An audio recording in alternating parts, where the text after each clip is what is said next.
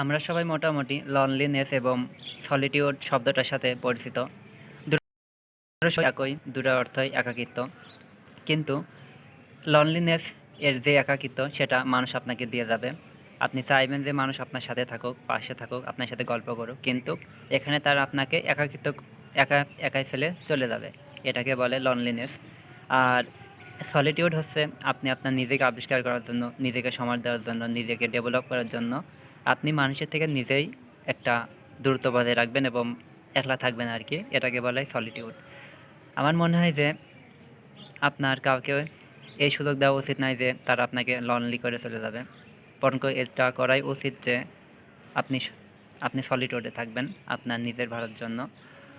সব কিছু যাতে আপনি আপনার পছন্দ মতো করতে পারেন, আপনার টেস্ট অনুযায়ী সব কিছু হয়, এই কারণে আপনাকে লনলিনেসের পরিবর্তে সলিটিউড থাকা অবশ্যই উচিত। এতে আপনি নিজেকে খুঁজে পাবেন। একটা কথা আছে না, নো দাই সেলফ, নিজেকে জানো। সলিটিউড থাকলে আপনি আপনার নিজের পছন্দ, নিজের ক্যারিয়ার কোন দিকে নেবেন, নিজের সব কিছু আপনি একটু সময় লাগলেও আপনি বিষয়টা বুঝতে পারবেন আর কি।